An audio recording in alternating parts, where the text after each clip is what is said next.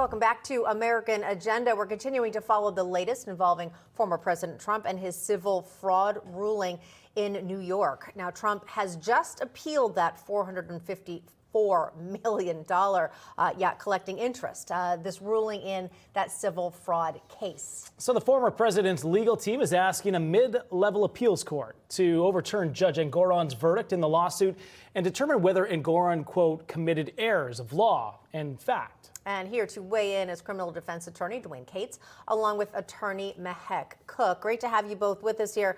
All right, Dwan, as a criminal defense attorney, how do you see this whole appeal process playing out? Well, I mean, he absolutely had to appeal it because there were a lot of things that just weren't right and weren't done legally correctly during his trial. So he had to appeal it. The problem is he's going to have to post a supersedis bond in order to stop them from collecting on the judgments while the case is on appeal. It'll be interesting to see, too. I think he has about 30 days to come up with the money, and it has to put that into a court-appointed bank account. But we're also following this. This is another story breaking out of Manhattan here. DA Alvin Bragg, he's asking a judge to impose a limited gag order on former President Trump, who is in charge of the New York civil case, or this is the criminal case with falsifying the business records related to hush money that he paid to adult film actress Stormy Daniels. The trial in Trump's hush money case is scheduled to get underway March 25th. Mehek, your reaction to this? Another trial, another gag order against the former president.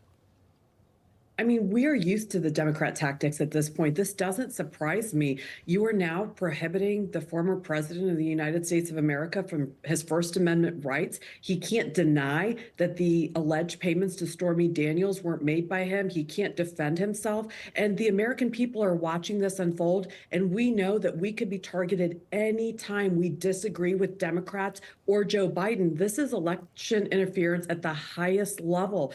And we shouldn't be surprised today because the legal system is being weaponized against the former president. I fully expect that the president is going to exercise his First Amendment right. I have never seen a court of law treat a defendant the way that they have treated President Trump. He is the most targeted president in U.S. history. It's unbelievable. Yeah, excellent point there. And I also want to get something else, Dwan, that we recently learned about. Special Counsel Jack Smith. Now we're going down to Florida to that documents case. Jack Smith filing in Florida that, quote, it is wrong to compare Trump's classified documents case with Biden's documents case. Your reaction? Yeah, because Biden's document case was way worse. It was way worse. I mean, Biden took these things when he was in the Senate and vice president, when he had absolutely no right to remove classified documents. Trump kept the classified documents in a locked room, and even the Secret Service and the White House came down and said, hey, you need to put another lock on the door, which he did. He secured the documents.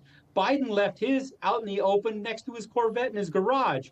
So, Biden's is way worse. They should compare them. Donald Trump shouldn't be charged in this case. This case should be dismissed.